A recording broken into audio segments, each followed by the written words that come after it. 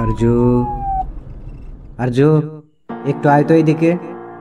ওই আরজু, কি কও মামু? একটি সমস্যায় পড়ে গেছি, এজন্যই তোকে ডাকতেছি। কি সমস্যা? এইভাবে মাইক্রোফোন সেটআপ দিয়ে বসে আছো কেন? ভাষণ দিবা নাকি? আরে কি বলতেছিস? এত বড় মাথা নিয়ে সমস্যার সমাধান করতে পারো না? সমস্যা কি কও? একটা অ্যানাউন্সমেন্ট দেওয়া লাগবে।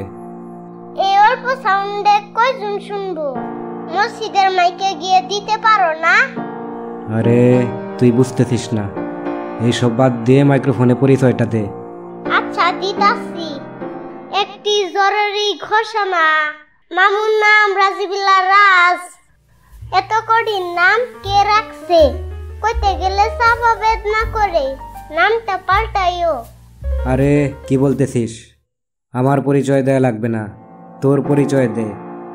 অল্প কিছু আদম সন্তান তোকে ইয়ামিন মনে করে আমাকে যা ইচ্ছা তাই বলতেছে, অথচ কতটা সময় ব্যয় করে আমি কিছু মানুষকে এন্টারটেইন করতেছি। ও আচ্ছা, একটি ঘোষণা। আমি ইয়ামিন না, আমি আরজু। ইয়ামিন ভাইয়ার গলা আমার চেয়েও সুন্দর, কারণ ইয়ামিন ভাইয়া সুন্দর। আমি একটু কালো, মাম্মা মতো কালো। কি সাদা সাদা কালা কালা শুরু করলি? সব মানুষই সুন্দর, মানুষের কথাবার্তা ঠিক থাকলেই তো হলো। তোর ঘোষণা শেষ কর। আরেকটি ঘোষণা। মামু একটু আত পাগলা স্বভাবের। উল্টা পাল্টা করলে মামু মাইন্ড খায় সেইতে যায়। কি বললি তুই এইটা? এ হেরে, ভুল কইরে সত্য কথা বাইর হয়ে গেছে। চুপ থাক। শামীমা শ্রাবণীর মতো অতটা ট্যালেন্টেড পারসন আমি নই। আমি আমার মতো। নেগেটিভ কিছু বলার আগে সব কন্টেন্ট দেখবেন, বাকি কথা পরে এক সময় হবে। আগে ভাগ্নেকে একটু আড়ালে নিয়ে গিয়ে বুঝাই।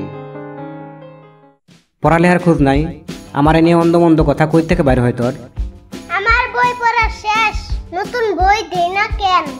নতুন বইও দেয় না, সার্টিফিকেটও দেয় না। প্লে শ্রেণীতে কোনো সার্টিফিকেট দেয়?